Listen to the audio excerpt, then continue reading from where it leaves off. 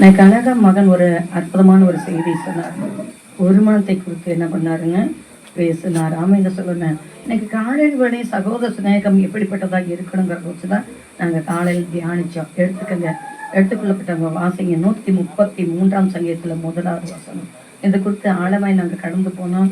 ரொம்ப இன்பமாக இருந்தது, அற்புதமாக இருந்தது. எல்லாம் கவனமாய் கவனிங்க.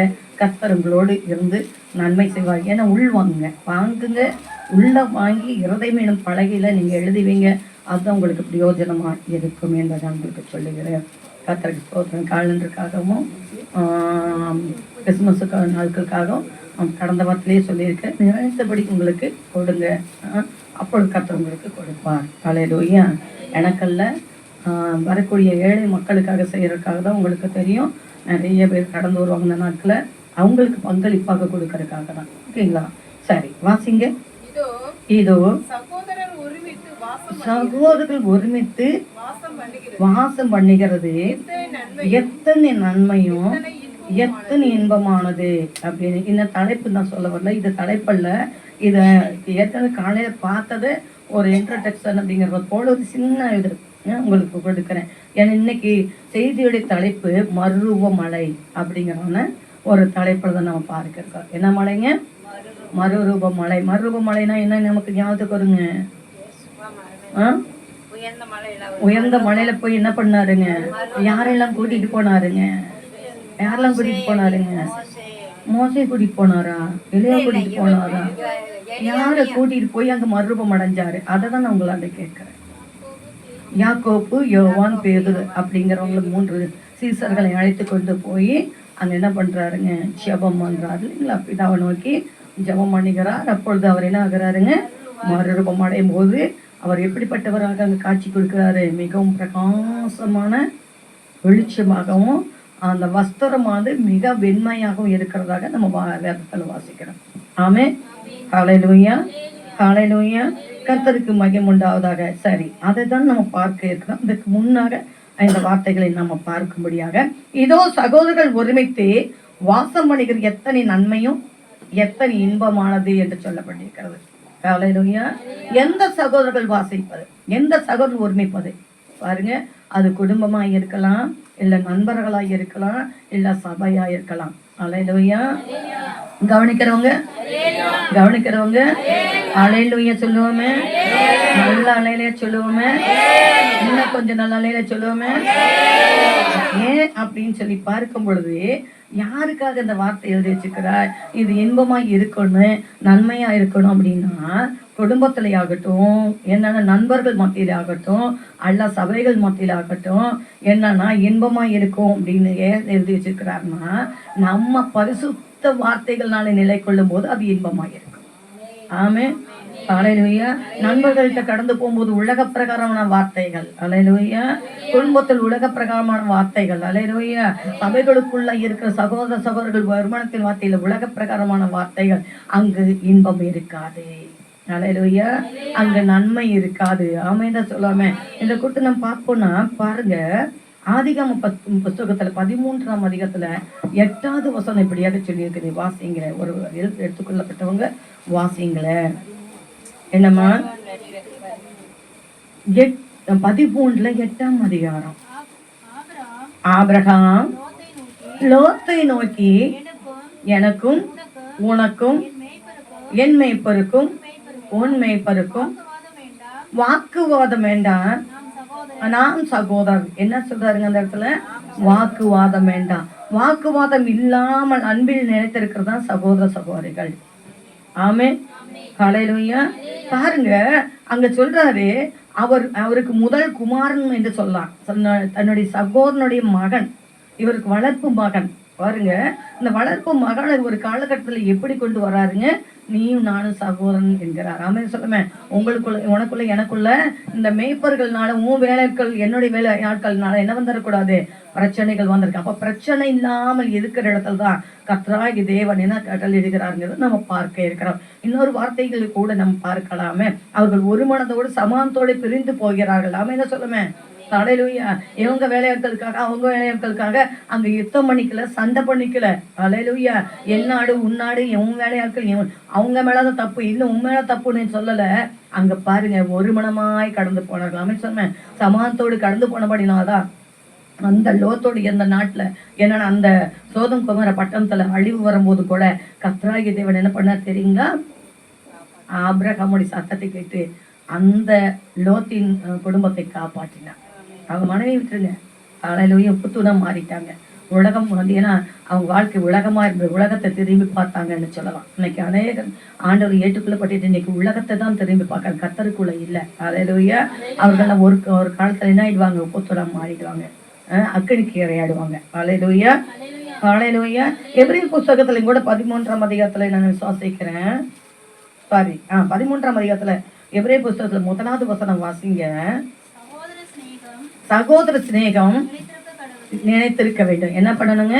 இன்னைக்கு மோதி நாளைக்கு பிரிஞ்சுக்கிறது, நாளைக்கு சேர்ந்து இன்னைக்கு அல்ல, அது பரிசுத்தமுள்ள சிநேகமாக இருக்க வேண்டும். என்னங்க? பரிசுத்தமுள்ள சிநேகமாக இருக்க, உண்மையான அன்பு தன்மைகளை காண்பிக்கக்கூடியவர்களாக இருக்க, உண்மைத்தன்மையான அன்புகளை காண்பிக்கக்கூடியவர்களாக இருக்க வேண்டும். வெளிப்பிரகாரமாய் காண்பிக்கக்கூடிய அன்பல்ல, உள்ளாந்த அன்பை நாம் காண்பிக்கக்கூடியவர்களாக இருக்கணும். ஆமென். அது பரிசுத்த அன்பாய் இருக்கணும், பரிசுத்த சிநேகமாய் இருக்க வேண்டும். ஆமென் சொல்லுமே. பரிசுத்தம் இல்லாத சிநேகத்தை கர்த்தர் பிரித்து விடுவார். ஆமென் சொல்லுமே. ஹல்லேலூயா ஹல்லேலூயா. இன்னொரு முறை அந்த வசனத்தை நீங்க வாசிங்க. சகோதர சிநேகம் அம்மா நிலைத்திருக்கணும்னா நம்ம கர்த்தருக்குள்ள பரிசுத்தத்துல நிலைத்திருக்கணும். ஆமே. ஒரு மாதத்துல அன்பில் நிலைத்திருக்கணும். சேர்ந்தாங்கன்னு என்ன பண்றாங்கன்னா, டேய் அவ அப்படி பார்த்துட்டு போனா பாருட அப்படியே ஓடுற கடலை என்னதுங்க, இந்த சிநேகம். காலையிலயா ஏய் அவன் பாரு என்னை பார்த்துட்டே போனண்டி அப்படிங்கிறது என்னங்க? காலையிலயா காலையிலயா. எனக்கு என்னமோ அவன் எனக்கு நல்ல ஒரு என்னன்னா என் லைஃப் பார்ட்னராக அமைவான்னு நினைக்கிறேன். ஆமாண்டி, இதல்ல. காலையிலூயா காலையிலூயா. கர்த்தருக்கு ஸ்தோத்திரம். மலையிலூயா. சேர்ந்து சகோதரர்கள் சேர்ந்து பக்கத்து வீட்டை குறித்தும், பக்தர்களை குறித்தும், சபைகளை குறித்தும், தேவ ஊழியக்காரர்களை குறித்தும் குறைச்சிலுவது பேசுவது ஒரு மனம் அல்ல. ஹல்லேலூயா. அது பரிசுத்தம் அல்ல. ஹல்லேலூயா. தேவனுக்கு பிரியமான காரியம் அல்ல. ஆமென் தான் சொல்லுமே. அங்கு கர்த்தர் ஆசீர்வாதங்களை என்ன பண்ண மாட்டாருங்க, கட்டளையிட மாட்டார். குடும்பத்துல ஒரு மனம் தேவை. ஆமென் தான் சொல்லுமே. ஹல்லேலூயா ஹல்லேலூயா. ஒரு மனமாய் கணவன் மனைவிகளுக்குள்ளாக என்ன தேவைங்க? ஒரு மனம் தேவை. ஆமென் சொல்லுங்க. குடும்ப பிள்ளைகளுக்குள்ளாக என்ன தேவைங்க? சிநேகருக்குள்ளாக என்ன தேவைங்க? அது பரிசுத்தமானதான. ஆமென் சொல்லுமே. ஹல்லேலூயா. வார்த்தைகள் நிலைத்திருந்தால் அங்கு இன்பமும் நன்மையும் இருக்கும். ஆமென் சொல்லுமே. இப்படி ஜீவிக்கிறவர்களுக்கு பயபக்தியோடு தேவனுக்குள்ளாக, தேவனுடைய வார்த்தைக்குள்ளாக பலப்படுகிறவர்களுக்கு கர்த்தர் என்ன ஆசீர்வாதங்களை கொடுக்கிறார் தெரியுங்களா? அங்க சொல்றாரு பாருங்க, 3வது வசனத்தில் சொல்றாரு பாருங்க.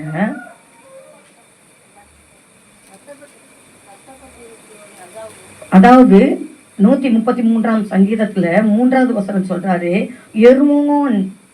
எர்மோன் மேலும் சியோன் பர்வதங்களின் மேலும் இறங்கும் பனிக்கு உப்பாக இருக்கிறது. என்னன்னா அங்க என்ன கட்டளையிடுவேங்கிறாரு. அங்கே கர்த்தர் என்றென்றைக்கு என்ன பண்ணுவாரா? இப்படிப்பட்ட ஒரு மனதோடு அன்போடு பரிசுத்த இருதயத்தோடு இணைந்து நடக்கிற சகோதர சகோதரர்களுக்கு கர்த்தர் என்ன கட்டளையிடுவேங்கிறாருங்க? என்ன கட்டளையிடுவேங்கிறாருங்க? ஆசீர்வாதம் மட்டும்தான் கட்டளையிடுவாரானா, ஜீவனையும் கட்டளையிடுவார். ஆசீர்வாதங்களையும் ஜீவனை சேர்ந்து கட்டளையிடும். என்ன ஜீவனுங்க? நித்திய ஜீவன். ஆமென். ஹல்லேலூயா. நித்திய ஜீவனை கட்டளையிடுவேன் என்று சொல்கிறார். நமக்குள்ள சிநேகம் எப்படிப்பட்டதாக இருக்கிறது? சகோதர சிநேகம் உங்களுக்குள்ள எப்படிப்பட்டதாக இருக்கிறது? ஹல்லேலூயா ஹல்லேலூயா. சபைக்கு நேராக நடத்தக்கூடியதா இருக்கிறதா? பரலோகத்துக்கு நேராக நடத்தக்கூடியதா இருக்கா? அல்ல அந்த குடும்பங்களை கெடுத்து நாற்றம் எடுக்க வைக்கிறதா இருக்கிறதா? ஹல்லேலூயா. கெட்டுங்கிற வாசனை கெடுக்கக்கூடியதா இருக்கிறதா? யோசித்து பாருங்க. ஹல்லேலூயா. உங்க பிள்ளைகள் நல்வழியில் நடத்தக்கூடியதா இருக்கிறதா? ஹல்லேலூயா. உங்க கணவன்மார்களை நல்வழியில் நடத்தக்கூடிய இருக்கா? உங்க மனைவிமார்களை நல்வழியில் நடத்தக்கூடியதா இருக்கிறதா? ஹல்லேலூயா. நல்வழியில் நடத்தி அங்கு ஒருமித்து வாசம் பண்ணினால் கர்த்தர் ஆசீர்வாதங்களின் ஜீவனையும் அது நித்திய ஜீவனை கர்த்தர் கட்டளையிடுகிறவரா இருக்கிறார். ஆமென்.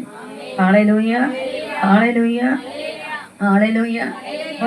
கிட்டத்தட்ட இந்த 2 வாரத்துல பாருங்க, ஏன்னா நம்ம ஒவ்வொரு நாட்களும் கர்த்தர் ஒவ்வொருடைய குறைகளை கொண்டு வந்து என்னோட தரிசனத்தை காண்பிக்கிறார். ஆமென். ஹல்லேலூயா. வாழை பிரயத்துல ஒரு பெண் இறந்து போயிட்டாங்க. செத்து போயிட்டான். அவங்க தாயார்கிட்ட சொல்றேன், அவங்க தாய போயிட்டு போகுதுங்கிறாங்க. நான் கதறி அழுதுட்டு என்ன பண்ற சொல்றேன். நான் சொல்லலை. ஏன் தெரியுங்களா? உணர்வு இல்லாதவர்களுக்கு சொல்லி பிரயோஜனம் இல்லை. ஹல்லேலூயா, ஹல்லேலூயா, ஹல்லேலூயா, ஹல்லேலூயா. உணர்வு இல்லாதவர்களுக்கு சொல்லி என்ன பண்ணலைங்க, அவங்க ஆவிக்குரிய வாழ்க்கையில செத்துட்டாங்க அப்படிங்கிறத தெளிவுபடுத்தினார். ஆமென் சொல்லுமே. ஆண்டவர்கள்ட்ட இல்லை அப்படிங்கிறத வெளிப்படுத்தினார். ஆமென் சொல்லுமே. ஹல்லேலூயா. இப்படியாக நான் அந்த மகள் சத்தியம் பார்க்கும்போது ஒரு பக்கம் நின்றுட்டு இருக்கிறோம். அங்கே ஒரு கணவன் என்ன பண்ணியிருக்கிறான்னா நின்று கொண்டு இருக்கிறான். அவனுக்கு ஃபோன் போடுறது. அந்த ஃபோனில் எப்படி கேட்க, என்னடா பண்ணிட்டு இருக்கிற, என்னடா பண்ணி தொலைச்சிட்டு இருக்கிற நீ, உங்கள்கிட்ட என்னடா சொன்னேன், நீ என்னடா பண்ணிட்டு இருக்கிற, போய் வாங்கிட்டு வந்து தொலைடா அப்படிங்கிற சத்தம் கேட்குது எனக்கு. அப்போ நான் கேட்குறேன், என்னப்பா இது அப்படின்னு. அப்படிதாங்க தெரியாமல் என்ன பண்ணிட்டேன். ஹல்லேலூயா. அந்த ஆத்மா கலங்கி நிற்கிறது. மரியாதையே இல்லாமல் என்ன பண்ணுறாங்க கணவன்மார்களை, வாடா போடா இதெல்லாம் என்னவா இருக்குதுங்க. ஹல்லேலூயா. அந்த ஆத்மா கலங்கி போய் நிற்குது. ஐயா, அன்னைக்கு குடும்பத்துல ஒருத்தர் கெட்டு அழிஞ்சிட்டா ஆண்கள் என்ன பண்ணுவாங்கன்னா, ஈசாக்கை போல என்னென்ன ஓசித்து கண்ணீரோடு ஜெபித்து அவங்களுக்கு ஆசீர்வாதங்களை வாங்கி கொடுப்பாங்க. ரெபேக்காளுக்கு 2 பிள்ளைகள் பெற ஆசீர்வாதங்களை என்ன பண்ணாங்க, ஜெபித்தது போல. ஹல்லேலூயா, ஹல்லேலூயா, ஹல்லேலூயா. ஆண்கள் கெட்டு அழிஞ்சா பெண்கள் தேவனுடைய சமூகத்துக்கு ஓடி வந்து ஓசித்து கண்ணீரோடு அழுத ஜெபம் பண்ணி அந்த ஆண் மக்கள் விடுதலையாக மட்டுமாக தேவ சமூகத்தை பற்றி பிடிச்சுக்குவாங்க.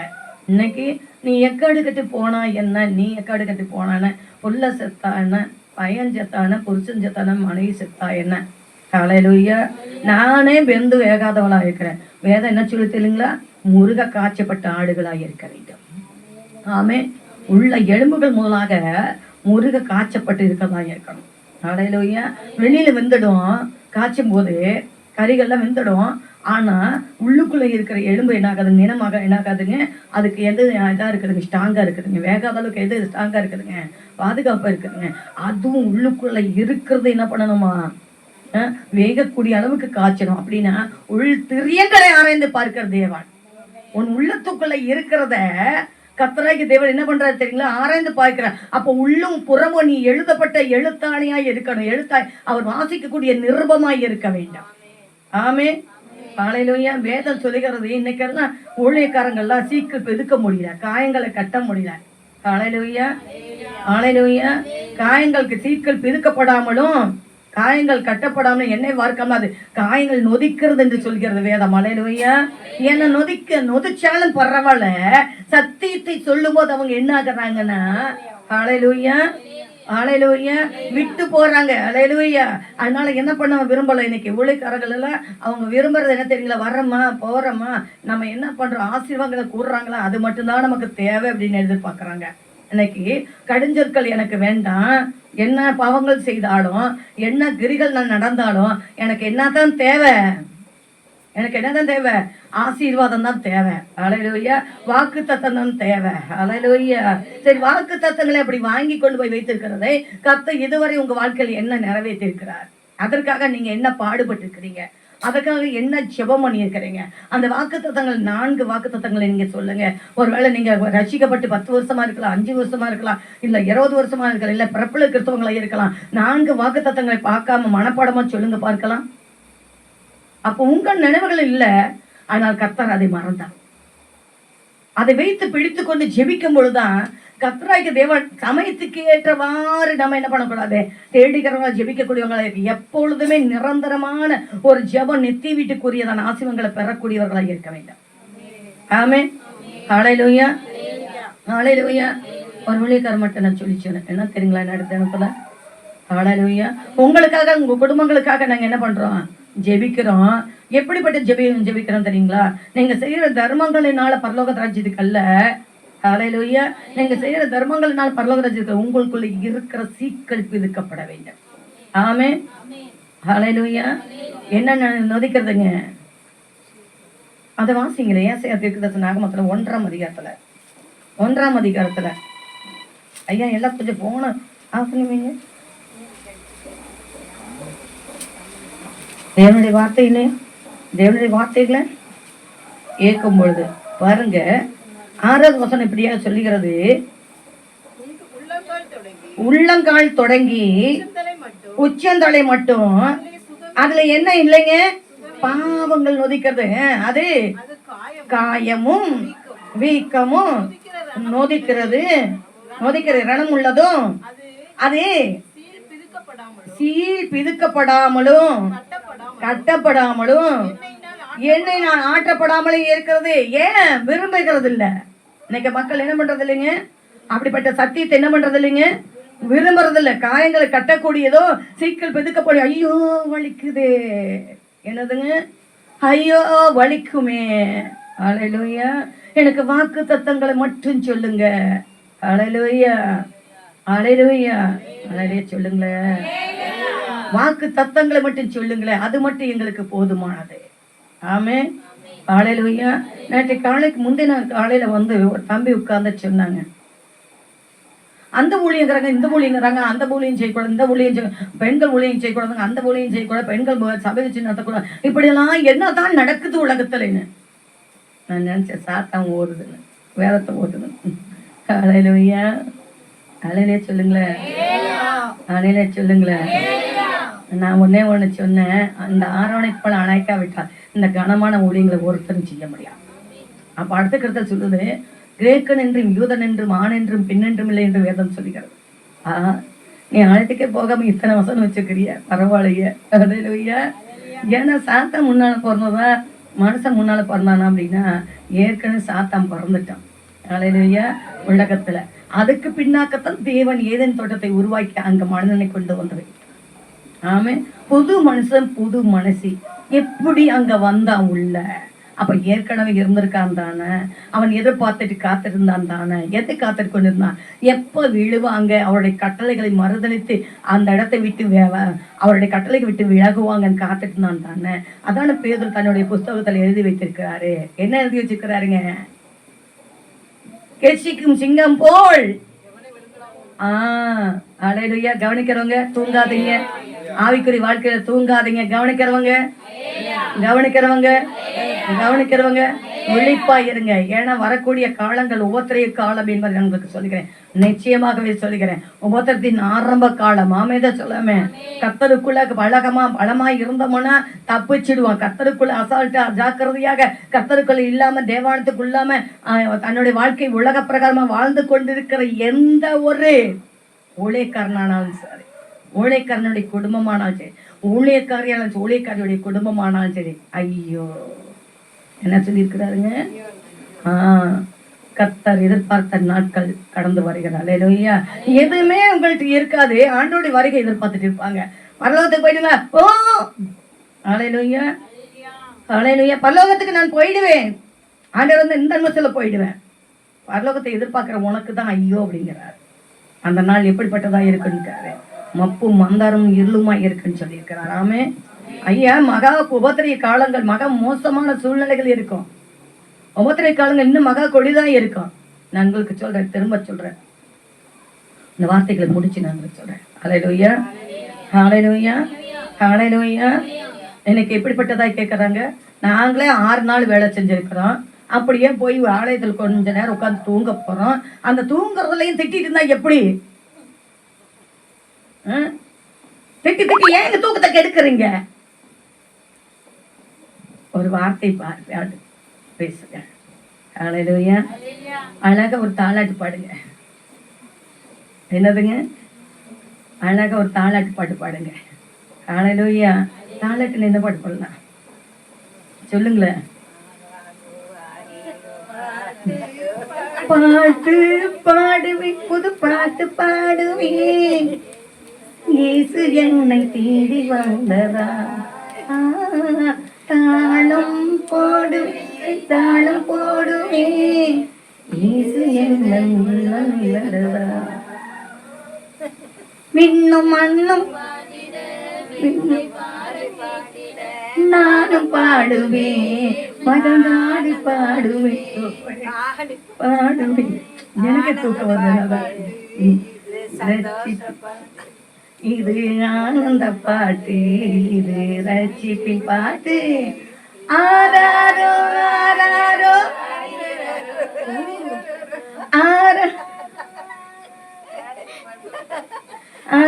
ஆரிராரோ ஆரிராரிரோ ஆரிராரிரோ. யாவனுக்கு கேட்கறேன், நான் ஏற்கனவே தூங்கிட்டு ஏக்க அந்த பாட்டு பாடி நீ என்ன தூங்க வைக்கிறேன்.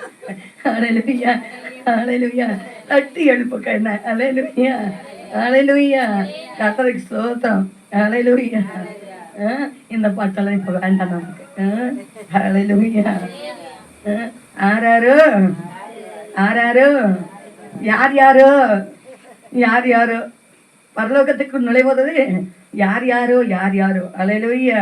சரி, பார்த்தீங்களா இன்னைக்கு எப்படி சத்தியத்தை கேட்கறாங்க. சரி, நம்ம இப்ப உள்ள கடந்து போலாமா? மறுரூபமலை என்கிற தலைப்புக்குள்ளாக நம்ம கடந்து போலாம். 17ஆம் அதிகாரம் மத்தேயு புத்தகத்தில் 1-2 வசனங்களை வாசிங்க வேகமாக. சகோதர சிநேகங்கள் எப்படி இருக்க வேண்டும், கர்த்தருக்குள் எப்படி வாழ வேண்டும், ஒரு மனமாய் இருக்கணும், பரிசுத்தமாய் இருக்க வேண்டும் என்பதை கர்த்தர் பேசினார். 6 நாளைக்கு பின்பு பேதுருவையும் யாக்கோபையும்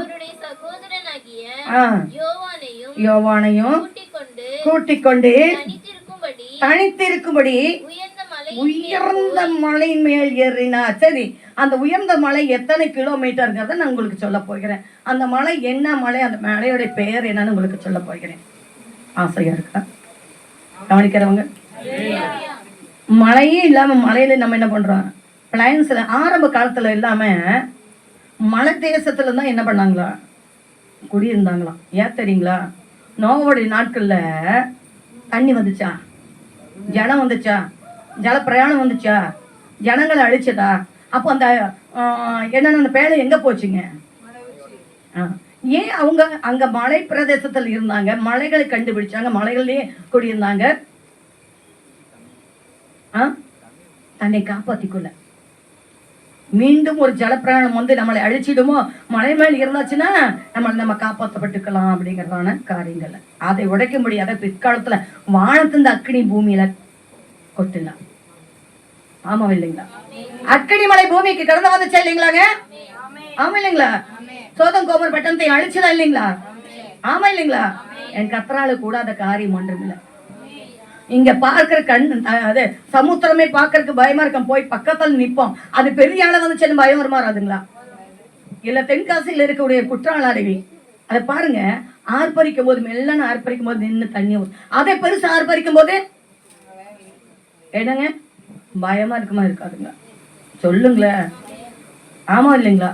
சின்ன நெருப்பு ஸ்டவ் பத்த வைக்கும் போது நமக்கு பயம் இருக்காது, அதே பற்றி எறியும் போது பயமா இருக்குமா இல்லைங்களா? சின்ன வியாதி வந்தப்போ பயம் இருக்காது, அதே கொள்ளை நோய்கள் வரும்போது பயமா இருக்குமா இருக்காதுங்களா? ஐயா, இந்த பூமியில பார்த்தே பயமா இருக்குன்னா அதை விட பயங்கரமானதெல்லாம் பரலோகத்துல இருக்குது, வானத்துக்கு மேல இருக்குது. அங்கிருந்து ஒரு இப்படி ஒரு சடக்கு விட்டாருன்னா, அப்படி கண் இசைத்தாருன்னா பாருங்க, அங்கிருந்து கீழே வர்றதெல்லாம் அதிபயங்கரமா இருக்கும். கவனிக்கிறவங்க. சூரியன், சந்திரன், நட்சத்திரம், அங்குள்ள கற்கள், பல கோள்கள் யோசிச்சு பாருங்க. ஆனாலும் பயம் இல்லாமல் வாழ்கிறார்கள், பக்தியற்ற வாழ்க்கை வாழ்கிறார்கள் இன்னைக்கு இஸ்ரவேலர்கள், ஆவிக்குரிய இஸ்ரவேலர்கள். ஹல்லேலூயா ஹல்லேலூயா. இன்னைக்கு எல்லாருடைய பக்தியில எங்கேயோ போய் கொண்டிருக்கிறது, எதையோ தேடி போய் கொண்டிருக்கிறது. கர்த்தருடைய வருகை மிக சமீபம், இனி காலம் செல்லாது. ஆமென் ஹல்லேலூயா. அந்த உயர்ந்த மலைகளை கொடுத்தது நம்ம இன்னைக்கு பார்க்க போகிறோம். சரி, இப்ப என்ன பார்த்தங்க? உயர்ந்த மலையின் மேல் ஏறினார். அதே 9ஆம் அதிகாரத்துல மார்க்ல 2ஆம் அதிகாரத்துல 6 வசனம் மாதிரி வாசிங்க பார்க்கலாம். 6 நாளைக்கு பின்பு அப்படின்னு சொன்னாரா? 6 நாளைக்கு பின்பு நீங்க வாசிங்களா? வாசிங்க. அடுத்தது மார்க்ல 9:2. 6 நாளைக்கு பின்பு பேதுருவையும் 6 நாளைக்கு பின்புனா அது எத்தனாவது நாளா இருக்கும்னு நீங்க நினைக்கிறீங்க? 7வது நாள். ஆமாவா? கரெக்டுங்களா? லூக்கா புஸ்தகத்துல 9ஆம் அதிகாரத்துல வாசிங்க 28வது வசனம். இப்ப நம்ம ஏன்னா வேதம் தெளிவா சொல்கிறது, உங்கள் நினைவுகள் என்னுடைய நினைவுகள் அல்ல அப்படின்னு இருக்கிறாரு. இப்ப அதை நீங்க வாசிங்க. இந்த வார்த்தைகளை அவர் சொல்லி 8 நாளுக்கு பின்பு, எத்தனை நாட்கள் பின்பு? இப்ப நம்ம 6 நாளைக்கு பின்பு எத்தனை நாள் நம்ம கணக்கிட்டோம்? 7. இப்ப எத்தனை நாள்னு சொல்லி இருக்குது? 8 நாளைக்கு பின்பு. அப்படிதான் சொல்லியிருக்கு. லூக்கா தெளிவா எழுதி இருக்கிறாரா? ஆமா இல்லைங்களா? ஆமா இல்லைங்களா? சொல்லுங்களேன். அவர் ஏறும் முன் பாருங்க, இது எப்படி இருந்ததுங்கிறத பாக்கறதுக்கு முன்னாக அங்க என்ன ஆனாருன்னு மட்டும் வாசிச்சுங்க. எனக்கு வாசிங்க. அதே லூக்கால 9ஆம் அதிகாரத்துல 28வது வசனம்.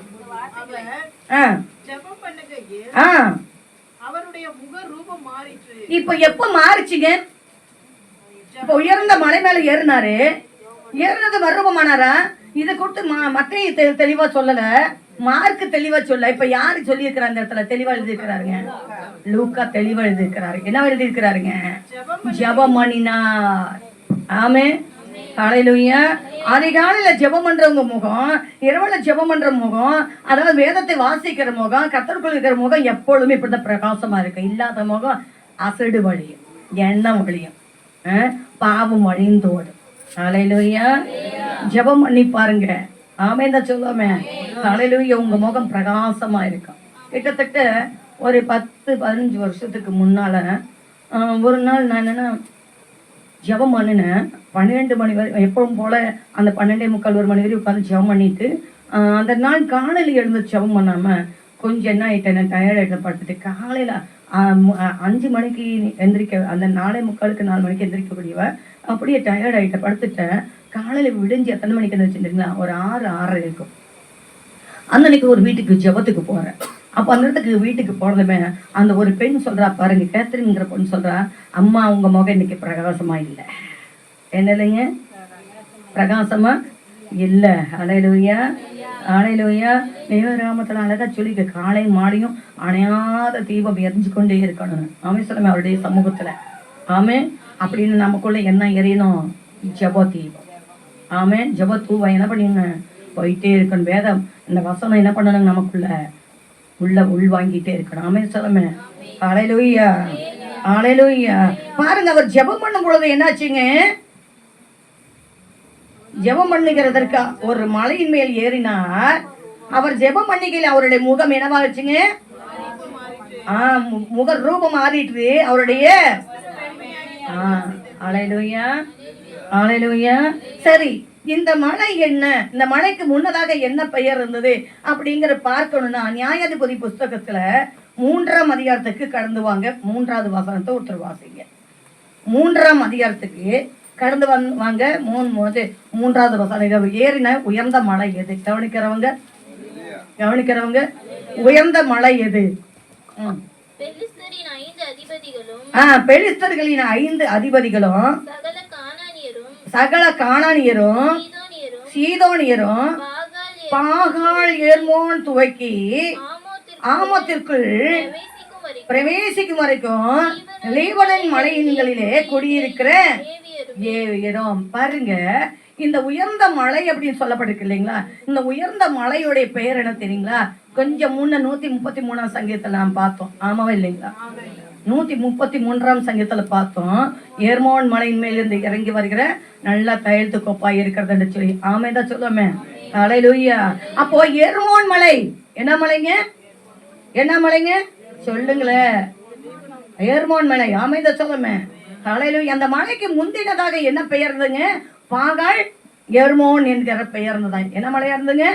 பாகால் எர்மோன். இதுல யார் இருந்தாங்க? யாரெல்லாம் இருந்தாங்க? நாங்க வாசிக்கிறோம். பெலிஸ்தர்கள் இருந்தாங்க, சீதோனியர்கள் இருந்தாங்க, கானானியர்கள் இருந்தாங்க. ஹல்லேலூயா. அதுக்கு எதிர்ப்புறமாக ஒரு 40 கிலோ டிஸ்டன்ஸ்ல லீபனன் மலை, அது தடியா இருந்தது. பாருங்க, அந்த மலைகள் சுற்றிலுமே இஸ்ரவேல் தேசத்தை சுற்றிலுமே அதிக என்ன சொல்லன்னு பார்க்கும்போது குன்றுகள் நிறைந்த தேசம், மலைகள் நிறைந்த தேசம். அந்த மலைகள் நிறைந்த தேசத்துக்கு நடுவில் தான் பள்ளத்தாக்கு.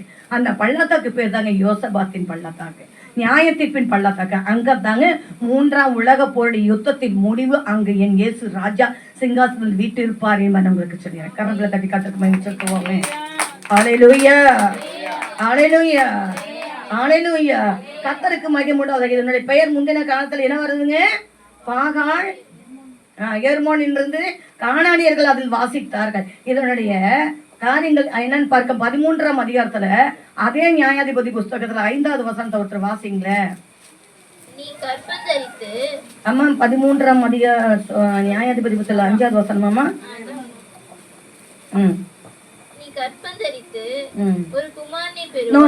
அது 12ஆம் அதிகாரம் 5வது வசனம் வாசிங்க.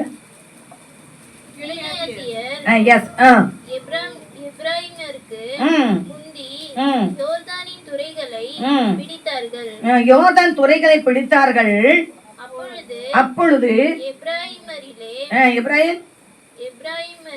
எப்பிராயீமரிலே தப்பினவர்களில் யாராவது வந்து நான் அக்கறை போகட்டும் என்று சொல்லும்போது கிளையாத்தின் மனுஷர் நீ எப்பிராயீமானா என்று கேட்பார்கள். அவன் அல்ல என்று சொல்லுவான். அல்லேலூயா, அல்லேலூயா. கர்த்தருக்கு மகிமை உண்டாவதாக. நான் உங்களுக்கு சொல்லுங்க, கீலேயாத் எப்பிராயீம் என்று சொன்னா இந்த எல்லைகள் யாருக்காக கொடுக்கப்பட்டிருக்குது அப்படின்னு பார்க்கும்போது அங்க ஆசேர்ங்கிறதான கோத்திரங்கள் அங்க இருப்பாங்க, காத்து கோத்திரங்கள் இருப்பாங்க, மனேசா பாதி கோத்திரங்கள் இருப்பாங்க. அல்லேலூயா. இது யாருடைய தலைமத்துவத்துல அப்படின்னா யோசுவாவுடைய தலைமத்துவத்துல யோசுவாவை கொண்டு இந்த நாட்டை ஜெயித்தார்கள். ஆமென் சொல்லுமே. தேவனாகிய கர்த்தர் ஜெயித்தவர்களுக்கு கொடுத்த ஒரு தேசம் தான் 3500 ஆண்டு காலத்துக்கு முன்னாக. கவனிக்கிறவங்க, அல்லேலூயா, 3500 ஆண்டு காலத்துக்கு முன்னாக இதை ஜெயித்து இஸ்ரவேலுக்காக யாரை தலைமத்துவமாய் வைத்திருந்தான்னு சொல்றேங்க, யோசுவாவை வைத்திருந்தார். ஆமென் சொல்லுமே. அவர்கள் யோசுவா நிமித்தமாக ஜெயித்து கொடுக்கப்பட்ட பூமியும் யோசுவா நிமித்தமாக அது பங்கிட்டு கொடுக்கப்பட்ட பூமி தான் பாருங்க அந்த மலை தேசம். ஆமென் சொல்லுமே. அல்லேலூயா, அல்லேலூயா. இவர்கள் சமபூமியை கண்டுன்னு வேதம் சொல்லுகிறேன். என்னங்க சமபூமியை கண்டுன்னு? எப்போங்க? இவர்கள் பெருங்கூட்டமானதுக்கு அப்புறம் தான் அவங்க சமபூமியை கண்டு அப்படின்னு சொல்லப்படுது. அப்ப அவங்க அது மட்டுமாக எங்க இருந்திருக்கிறாங்க? மலைகள்ல இருந்திருக்கிறாங்க. ஆமென் சொல்லாம. மலை தேசத்துல தான் அநேகர் கூடி நோவாவுடைய நாட்களுக்கு பின்னாக யாருமே சமபூமியில இல்ல, எல்லோரும் மலைகள் தேசத்துல தான் இருந்திருக்கிறாங்க. இன்னைக்கு அதனுடைய பெயர் முந்தின நாட்கள் ஆர்ராத், இந்த நாட்கள் பெயர் சிஞ்சாத்து. அல்லேலூயா. இன்னைக்கு குருது கிளர்ச்சியாளர்கள் சொல்லி எனக்கு அஸ்ராத் அப்படிங்கிறதான சிறிய துரத்து விட்டுருக்காங்க. பாத்தீங்களா? அல்லேலூயா. சிறு கிளர்ச்சியாளர்கள், சிறு கூட்டம் தான். அந்த கூட்டம் தான் அங்கே, அதாவது அநேகர் கடந்து வந்தாலும் அந்த நாட்கள் சமபூமியை கண்டு கடந்து வந்தாலும் சிலர் மலை நாட்டிலேயே என்ன பண்ணியிருக்கிறாங்க? குடியிருந்திருக்கிறாங்க. அவங்களுடைய மத நம்பிக்கை என்ன தெரியுங்களா? ஏஞ்சல் தான் தெய்வம். என்னங்க, தூதர்கள் தான் தெய்வம் அப்படிங்கிறது அந்த குருது படையோடைய நம்பிக்கை. தூதர்கள்னால தான் கடவுள் நமக்கு ஆசீர்வதிக்கிறார் அப்படிங்கிறதான மத நம்பிக்கை கோட்பாடு உடையவங்க. அது நாளையிடவங்க என்ன ஆயிட்டாங்கன்னா இஸ்லாமியத்தோடு சேர்ந்து இஸ்லாமியர்களாய் மாறிட்டாங்க. கவனிக்கிறவங்க, அல்லேலூயா, அல்லேலூயா. ஒருவேளை அந்த மொழிகள் இருக்கலாம், அந்த பழமைகள் மறந்து போச்சு, அவங்க இன்னைக்கு வேறே விதமாக கடந்து போய்விட்டார்கள். அல்லேலூயா. இன்னைக்கு அவங்க தான் சவால் விடுகிறாங்க. எங்க தெரியுங்களா? இஸ்ரவேலுக்கு சவால் விடுகிறாங்க. என்ன சொல்றாங்க தெரியுங்களா? ஹமாஸை பார்த்து நீ பயப்படாத, என்ன பண்ணாத, நீங்க பயப்படாதீங்க, அந்த இஸ்ரவேலை அழிச்சு அந்த தேசத்தை உனக்கு கொடுப்பேன்னு. ஆனா கர்த்தராகிய தேவன் எதை நம்ம இஸ்ரவேல் தேசத்துக்கு கொடுத்திருக்கிறார் என்பதை தான் இன்னைக்கு நீங்களும் நான் பார்க்க போகிறோம். ஆமென், அல்லேலூயா, அல்லேலூயா. கர்த்தருக்கு மகிமை உண்டாவதாக. பாருங்க, 1 நாளாகமம் புஸ்தகத்துல 5ஆம் அதிகாரத்துல நான் வேகமாக்கி கடந்து போயிட்டே இருப்பேன். புரிந்து கொள்ளுங்க, எழுத புரிஞ்சுக்கங்க, எழுதி வைக்கிறவங்க எழுதி வைத்து வீட்டுல போய் தியானிங்க. 1 நாளாகமம் புஸ்தகத்துல 5ஆம் அதிகாரத்துல 23வது வசனம் ஒருவர் வாசிங்கள எனக்கு வேகமாக. பாத்தீங்களா? மனேசையோட பாதி கோத்திர புத்திரரும் அந்த தேசத்திலே குடியிருந்து பாசான் தொடங்கி பாகால் எர்மோன் மட்டும். பாத்தீங்களா? பாகால் எர்மோன் மட்டும், சேனீர் மட்டும் பெருகி இருந்தார்கள். மனேசோட பாதி கோத்திரம் என்ன இருந்தாங்க? அங்க பெருகி இருந்தார்கள். நாம என்ன சொல்லாம. அல்லேலூயா. அவங்க இறங்கி வராத காரணம் என்னவா இருந்ததுங்க? மலை தேசத்துல இருக்க காரணம் ஒருவேளை ஜலப்பிரயாணம் வந்துடும், மீண்டுமாக நமக்கு அந்த தேவனத்துக்கு கோலவத்துக்குள்ளாயிடுவோம், நம்ம உயரத்தை காப்பாத்திக்கலாம் தான் அங்க இருந்தாங்க. ஆனாலும் கொஞ்ச காலத்துல என்ன பண்ணாங்க? நிம்ரோத்துடைய தலைமத்துவத்துல தான் சமபூமி கண்டு வந்து அவங்க என்ன பண்றாங்க? கோபுரத்தை கட்டுறாங்க. அல்லேலூயா, அல்லேலூயா. அதனுடைய பெயர் என்னங்க? அதனுடைய பெயர் என்னங்க? அல்லேலூயா. பாகால் எர்மோனுங்கிற பெயர். அமைந்த சோமே. இந்த பாகால் எர்மோன்கிறதுல தான் தேவனாகிய கர்த்தர் என்ன பண்ணாருங்க? மருவமாக்கினார். அமைந்த சோமே. அல்லேலூயா. இன்னும் கொஞ்சம் நம்ம அதை குறித்து இன்னும் கொஞ்சம் உள்ள நம்ம கடந்து போலாம்னா நாளாகமம் புஸ்தகத்தில் ஏற்கனவே நம்ம வாசித்தோம், மருவ முனைமையை காண்க அப்படின்னு சொல்லி. இப்போ நாளாகமம் புஸ்தகத்தில் வாசிச்சோமா? ஆமா இல்லைங்களா? ஆனா அதே 3ஆம் அதிகாரத்துல நியாயாதிபதி புஸ்தகத்துல 3 என்ன சொல்லிருக்குன்னா, அவர்கள் பாகாலை வணங்கினார்கள். என்னதுங்க? அவர்கள் பாகாலை வணங்கினார்கள் என்று தெளிவாய் சொல்லப்பட்டிருக்கு. நான் இப்ப அந்த ஹிஸ்டரி எடுக்கல. ஏன்னா அதை எடுக்கல, நமக்கு டைமிங் இல்லாதபடினால. அவங்க என்ன தேவர்களை வணங்கினாங்க, யாரெல்லாம் அங்க இருந்தாங்க அப்படிங்கிறது அதை நாம் கடந்து போக டைம் இல்லை. அமைத சொல்லாமே ஹல்லேலூயா, ஹல்லேலூயா. அங்க சொல்லப்படிக்கு முன்னதாக அவர்கள் கானானியர்களை எதை வணங்கினாங்க? ஆமா, ஹல்லேலூயா. அடுத்ததாக உபகம புஸ்தகத்துக்குள்ள நம்ம கடந்து போலாம். பாகாலை வணங்கினார்கள் என்று சொல்லி பார்த்தோம். அடுத்ததாக நம்ம பார்க்கலாம் உபகம புஸ்தகத்துல 3ஆம் அதிகாரத்துல 9வது வசனம் பார்க்கலாமா? இந்த பெனிக்கியர்கள்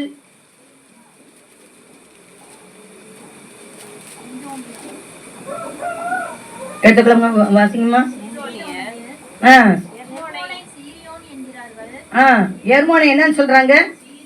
எர்மோனை என்னன்னு சொல்றாங்க? சீரியோன் என்கிறார்கள். அல்லேலூயா. இந்த சீரியோன் அப்படிங்கறது எங்க நம்ம வாசிக்கிறோம்னா 29ஆம் அதிகாரத்துல நம்ம வாசிக்க முடியும், சங்கீத பகுதியில வாசிக்க முடியும்.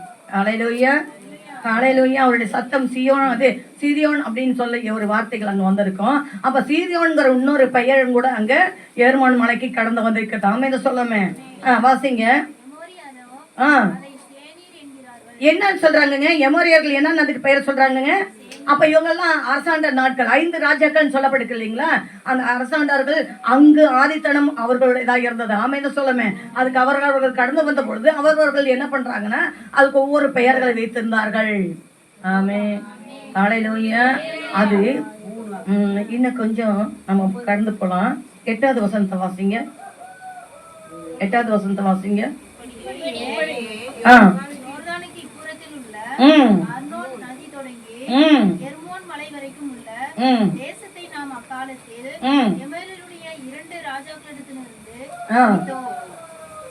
ஆமே, 5 ராஜாக்கள் இருந்தது. நம்ம யோசுவா புஸ்தகத்தில் 12ஆம் அதிகாரத்துல நம்ம வாசிச்சோம்னா அதுல எத்தனை வசனம் அப்படின்னு பார்க்கும்போது 5வது வசனத்துல அதை யாரு மீட்டெடுத்தார், முதல் எங்க பார்க்கிறோம், யாருடைய கையினால் மீட்டெடுத்தார் அப்படிங்கறது நம்ம ஏற்கனவே பார்த்தோம். ஆமென் சொல்லுமே. தேவன் இவர்களுக்காக மீட்டு கொடுத்தார். யாருக்காக மீட்டு கொடுத்தாருங்க? இஸ்ரவேல் ஜனங்களுக்காக மீட்டு கொடுத்தார். ஆமென் சொல்லுமே. ஹல்லேலூயா, ஹல்லேலூயா. சரி, எமோரியர்களும் சேனியர் என்று பெயரிட்டார்கள். அதே சங்கீதத்தில் 29ல நான் முன்ன சொன்னதான். அதை நீங்க வாசிங்க பார்க்கலாம். 6வது வசனம். 6வது வசனம் நான் இங்க எழுதி வைத்திருக்கிறேன், அதை கவனிக்கல. கண்டு குட்டிகளை போலவும் லீபோனையும் சீரியோனையும் துள்ள பண்ணுகிறார். என்ன சொல்லியிருக்குதுங்க? சீரியோன் என்று சொன்னா அந்த உயர்ந்த மலை. என்ன மலைங்க? உயர்ந்த மலை. அது எத்தனை கிலோமீட்டர்ல இருக்கிறது, அது எந்த எண்ணில இருக்குதுங்கிறத நம்ம பார்க்க போகிறோம். ஆமென் சொல்லுமே. ஹல்லேலூயா, ஹல்லேலூயா. இதனுடைய மறுபெயர் என்னன்னா எர்மோன் என்று வைத்தார்கள். என்ன வைத்தாருங்க? இதுக்கு பெயர் என்னங்க? முதல்ல என்னென்ன வச்சாங்க? முதல்ல என்ன பெயர் சொன்னங்க? பாகால் எர்மோன். நம்ம முதல் புதிய ஏற்பாட்டுல மறுரூப மலைன்னு பார்க்கிறோம். அது பெயர் என்னங்க? உயர்ந்த மலை, மறுரூப மலை. ஆமென் சொல்லுமே. இயேசு கிறிஸ்து மறுரூபமானபடினால அது மறுரூப மலை. அதுக்கு முன்ன சேனீர் மலை, இன்னொரு பெயரும் கூட அதுக்கு இருக்குது. என்ன அப்படின்னு பார்க்கும்போது இன்னைக்கு அதனுடைய பெயர் என்ன? கோலான் குன்றுகள் அப்படிங்கிறாங்க. என்ன குன்றுகள்னு? கோலான் குன்றுகள் அப்படின்னு அதுக்கு ஒரு பெயர் இருக்குது. இன்னொரு பெயரும் கூட சொல்லி சொன்னாங்க, அதை நான் மறந்துட்டேன். எதில் இந்த காரியத்தை பார்த்தேன் அப்படின்னு பார்க்கும்போது 1 செகண்ட் நான் வந்துடுறேன். ஐபிசி அப்படிங்கிறான ஒரு செய்தித்தாளில் தான் நான் பார்த்தேன். எதுங்க? ஐபிசி அப்படிங்கிறான ஒரு செய்தி யூடியூப்ல வரும். இந்த மாதிரி நல்லா அது என்னன்னா நாட்டில் நடக்கக்கூடியது எல்லாத்தையும், இஸ்ரவேலுக்கு வரக்கூடிய எல்லாவற்றையும் ஆதித்தளத்துல இருந்து நடந்த காரியங்கள்லாம் நல்லா தெளிவா பேசுவாங்க. ஹல்லேலூயா. சரி, இந்த எர்மோன் அப்படிங்கிறது வேதத்துல என்ன 15 முறை இருக்கு. சங்கீத பகுதியில பாடலாக கூட பாடப்பட்ட வைக்கப்பட்டிருக்கிற எர்மோன் அப்படிங்கிறது. சரி, நம்ம உள்ள கடந்து போல 42ஆம் சங்கீதத்திலையும் கூட 6வது வசனத்தை நம்ம வாசிக்கலாமா?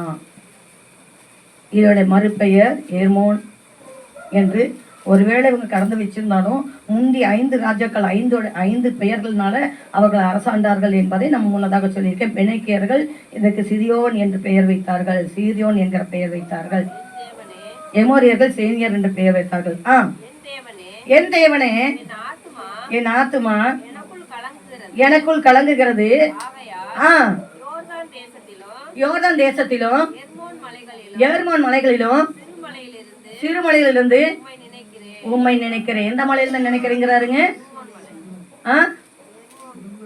சிறு மலைகள் எருமான் மலையில இருந்து நினைக்கிறேன், அதுதாங்க மறுரூப மலை. ஆமென் சொல்லுமே. என் இயேசு கிறிஸ்து பின்வரும் சந்ததிக்காக நமக்காக விண்ணப்பம் பண்ண ஏறின மலை தாங்க எருமான் மலை. ஆமென் சொல்லாம. விண்ணப்ப மலை என்று சொல்லலாம். அதுக்கு பேர் என்னங்க? இன்னொரு மலை என்ன பண்ணலாங்க? ஜெபமலை என்று சொல்லலாம். ஆமென் சொல்லாம. ஜெபமலையும் விண்ணப்ப மலையும் என்று சொல்லலாம். ஆமென் சொல்லாம. கவனிக்கிறவங்க முடிவுல இது விளங்கும். உபகம புத்தகத்துல எருமான் மலையில் இருந்து உண்மைகள் வெளிப்பட்டன. அதுல உபகமத்தில் 47வது வசனம் 4ஆம் அதிகாரத்துல வாசிங்க. இன்னொரு பெயரும் கூட இதுக்கு இருக்குது. இதுக்கு இன்னொரு பெயரும் கூட இருக்குது. வாசிங்க. யோர்தானுக்கு இப்புறத்தில் சூரியோதய திசையில் அர்னோன் ஆற்றங்கரையில் உள்ள ஆரோவை தொடங்கி எர்மோன் என்னும். ஆமே. இப்ப அதனுடைய பெயர் என்னவாக மாறிச்சுங்க? என்ன பர்வதமா மாறி இருக்குங்க? கரங்களை தட்டுங்களேன். ஹல்லேலூயா. எங்கெங்கேயோ இருந்து இருக்கும். என்னுடைய பெயர் என்ன தெரியுங்களா? பரிசுத்த பர்வதம். என்னதுங்க? முதல்ல என்ன சொல்லப்படுகிறது? பரிசுத்த பர்வதம். கானானியர்கள் கையில் இருக்கும்போது பல பெயர்கள் அங்க இருந்திருந்தாலும் ஆண்டவருடைய கைக்கு வரும்போது அதனுடைய பெயர் என்னவாக மாறிச்சுங்க? எர்மோனம் என்றும் பரிசுத்த பர்வதம் என்றும் அங்கே தாமே சொல்லமே. அதுக்கு இன்னொரு பெயர் என்னங்க? உண்மைத்தன்மை அறையத்தக்க மறுரூபம் அடைந்ததுன்னா காரணம் அதே மலையின் மேலதான் கர்த்தராகிய தேவன் சபை ஸ்தாபிக்க போகிறார். ஆமே. ஹல்லேலூயா. நான் சொல்லல, வேதம் சொல்லுகிறது. சியோன் பர்வதத்துக்கு நேராக கடந்து வருவாங்க. எருசலேமிலே வேதமும் சியோன் பர்வத்திலிருந்து வசனம் கிடைக்கும்னு சொல்லப்படுகிறது. ஆமே தான் சொல்லாமே. ஹல்லேலூயா. கடந்து வருவார்கள் சொல்லப்படுகிறது. அந்த மழை குறித்து தான் நம்ம இப்போ பார்த்து கொண்டே இருக்கிறோம். இந்த மழை இப்போ யாருடைய வசத்தில் இருக்கிறது என்பதை நாம் பார்க்க போகிறோம். ஆமே தான் சொல்லாமே. உபகமத்துல 2ஆம் அதிகாரத்துல 36வது வசனம், தேவன் இஸ்ரவேலுக்கு கொடுத்த தேசம். தேவன் இஸ்ரவேலுக்கு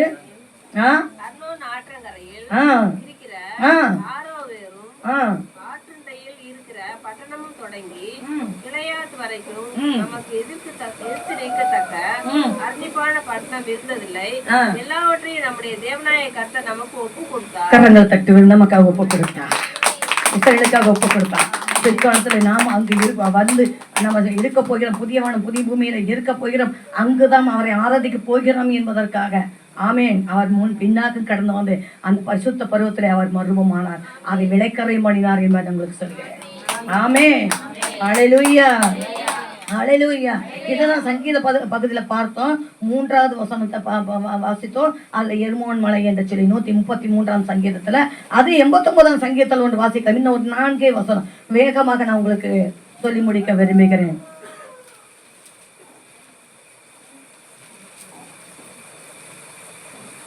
89ஆம் சங்கீதம் 12வது வசனம்.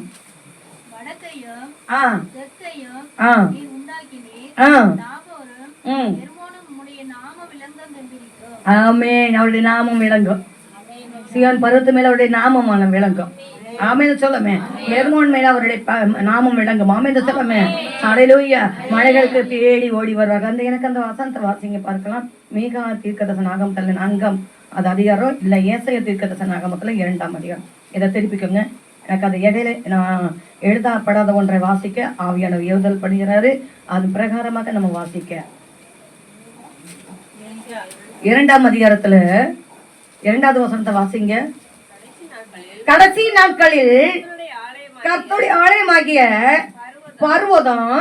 பர்வதங்கள் கொடிமடியில் ஸ்தாபிக்கப்பட்டு மலைகளுக்கு மேலாக உயர்த்தப்படும். எல்லா ஜாதிகளும் அதற்குள் ஓடி வருவார்கள். திரளான ஜனங்கள் புறப்பட்டு வந்து நாம் கர்த்தரின் பர்வத்துக்கும் யாக்கோபின் தேவனிடத்துக்கும் தேவனுடைய ஆலயத்துக்கும் போவோம் வாருங்கள். அவர் தமது வழிகளை போதிப்பார். நாம் அவருடைய பாதையில் நடப்போம் என்பார்கள். ஏனெனில் சீயோனிலிருந்து வேதமும் எருசலேமில் இருந்து கரங்களை தட்டுவோம். ஆமென். ஹல்லேலூயா. ஹல்லேலூயா. கர்த்தர் பெரியவர். கவனிக்கிறவங்க ஹல்லேலூயா சொல்லுவோமே. ஹல்லேலூயா சொல்லுவோமே. உரத்த சத்தம் ஹல்லேலூயா சொல்லுவோமே. ஆமென். ஹல்லேலூயா. கூட்டங்களின் கர்த்தர் நமக்கு கொடுக்க போகிறார். எல்லான குற்றங்களை கொடுக்க போகிறார். ஆமென். வாக்குத்தத்தத்தின் ஜனங்களை நாம் பெற போகிறோம். ஆமென். இழந்தவர்கள் எல்லாம் கர்த்தர் மீட்டு மீண்டும் கொடுக்க போகிறார். ஆமென் தான் சொல்லுவோமே. ஹல்லேலூயா, ஹல்லேலூயா. கர்த்தருக்கு மகிமை உண்டாவது. இதை குறித்து நம்ம இப்ப என்ன வசனம் வாசிச்சீங்க? சங்கீதத்துல வாசிங்களா? சரி, உன்னத பாட்டுல வாசிங்களே. 89:12 வாசித்தீங்களா? தேவனால் வாக்களிக்கப்பட்ட தேசம் என்று சொல்லி சங்கீதத்துல 89:12, உன்னத பாட்டுல 4:8.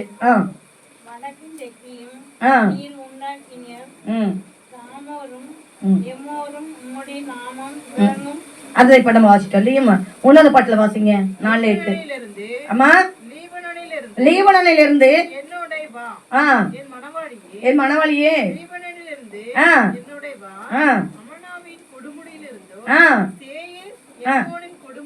சேகீர் அப்படிங்கிற இன்னொரு பெயர் கொஞ்சம் முன்ன சொன்னோம் இல்லைங்களாங்க? ஆமா இல்லைங்களா? எமோரியர்கள் அதுக்கு என்ன பெயர் வச்சாங்கங்க?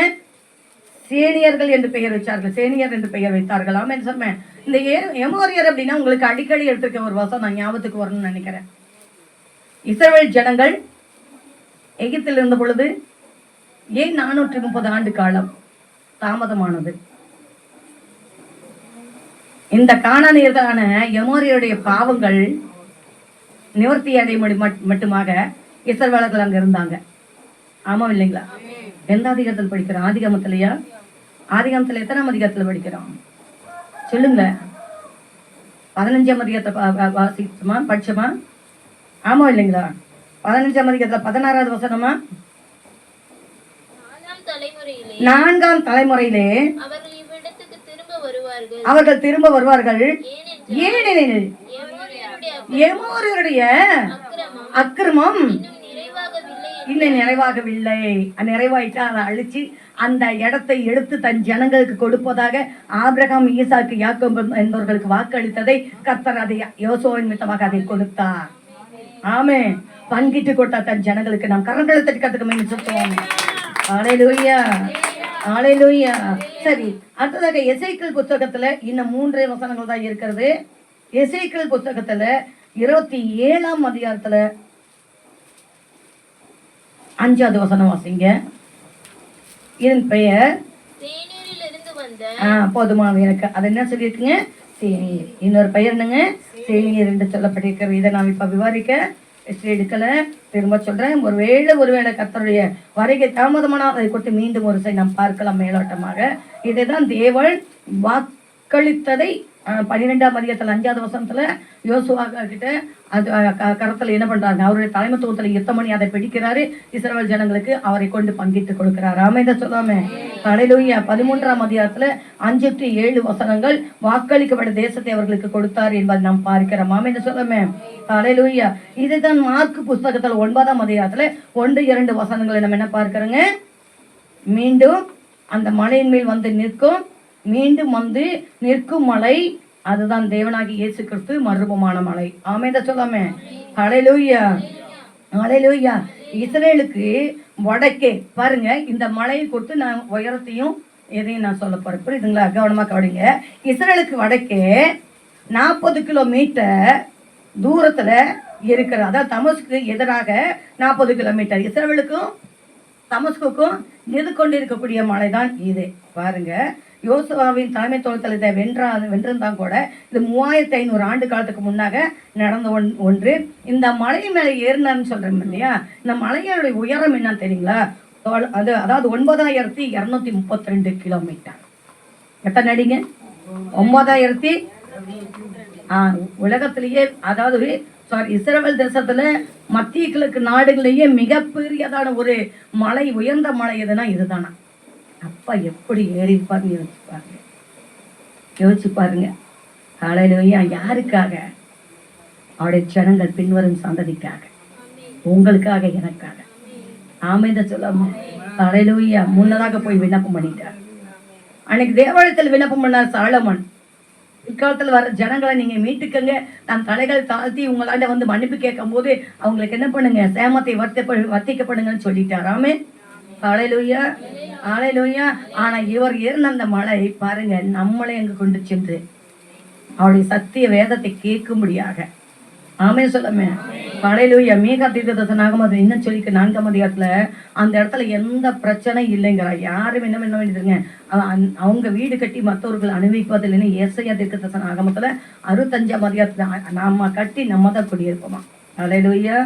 ஹல்லேலூயா. திராட்சை தோட்டங்களை நாட்டி அவர்கள் அந்த கனிகளை புசிப்பார்கள் அப்படின்னு சொல்லி இருக்கிறது. அமைந்து சொல்லுமே, இவர்கள் மண்வெட்டி எடுப்பதில் சொல்லி மீகா தீர்க்கதரிசன ஆகமத்தில் சொல்லப்பட்டிருக்கிறது. அமைந்து சொல்லுமே, இந்த வாக்கு தத்தங்களை நிறைவேறக்கூடிய காலத்துல இருந்துட்டு நீங்களும் நானும் இந்த உலக பிரகாரமான வாழ்க்கைக்குள்ள வாழ்ந்து கொண்டதும்னா நிச்சயமா அந்த ராஜ்யத்தை நீங்கள் நானும் பார்க்க முடியாது.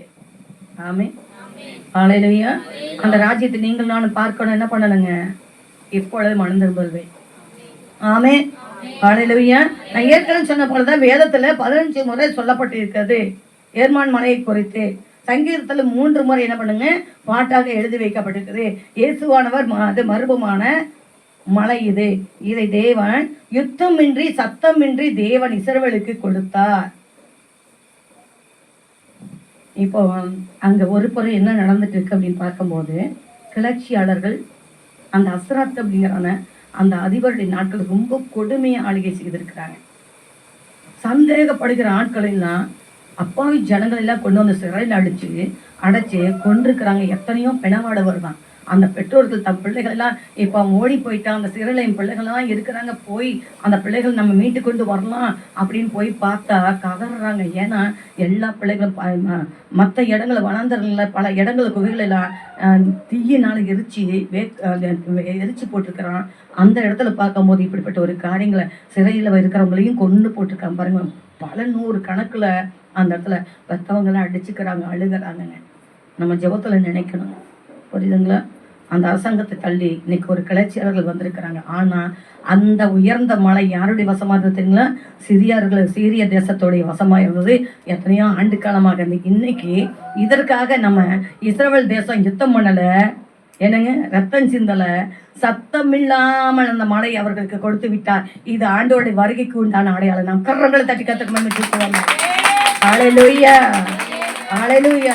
அந்த பிபிசிக்காரர் சொல்றாரு பாருங்க, ஐபிசி அந்த செய்தியாளர் சொல்றாரு பாருங்க, என்னன்னா ரத்தமின்றி சத்தமின்றி என்ன பண்ணிருக்கிறாங்க, யுத்தமின்றி அந்த தேசத்தை அவங்களுக்கு உண்டான தேசத்தை அவங்களுக்கு கொடுத்துட்டாங்க.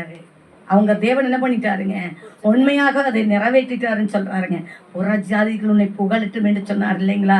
புகழ்ச்சி ஆக்கும்படியாக அந்த மலையை கொடுத்துருக்க. இன்னைக்கு இஸ்ரவேல் தேசம் அங்கு சிரியா தேசத்துல என்ன பண்ணிருக்கு தெரியுங்களா? கொடி நாட்டி இருக்குது. ஆமே. எங்கேங்க? அந்த சியோன் பருவத்துக்கு மேலாக அந்த உயர்ந்த பருவத்துல இருந்து இனி இராணுவத்தை அமைப்பாங்க. அங்கதான் யுத்தங்கள் நடக்கும். ஆமா, இதை சொல்லுமே, இனி எதிரிகள் யாருக்கு விரோதமாக, இஸ்ரவேலுக்கு விரோதமாக எழும்ப முடியாது. ஏன்னா லெபனான் ஆகட்டும், எல்லா மலைகளுக்கு குன்றுகளுக்கு கீழே தான், அதான் உயரமா. அங்கிருந்து எதிரிகள் வருவதை கண்காணிக்க சுமூகமான ஒரு இடமும், எதிரிகளை தாக்க ஒரு சுமூகமான இடம் என்று சொல்லப்படுது. ஏன் தெரியுங்களா? அங்கதான் சேனைகள் கர்த்தர் குடிக்கொண்டிருக்கிறார். சேனைகள் கர்த்தர் இறங்கி இருக்கிறார். ஆமென் சொல்லாம, அதுதான் பரிசுத்த பர்வதம். அவர் வந்து வீட்டில் இருக்கக்கூடியதான பர்வதம். ஆமென் சொல்லாம. ஹல்லேலூயா. ஹல்லேலூயா. இப்படி சத்தமின்றி யுத்தமின்றி நம் இஸ்ரவேலுக்காக கர்த்தர் மீட்டெடுத்து கொடுக்கப்பட்ட அந்த மலைக்காக கர்த்தரை நம்ம எல்லா கரங்களை யார் பறிப்போமா?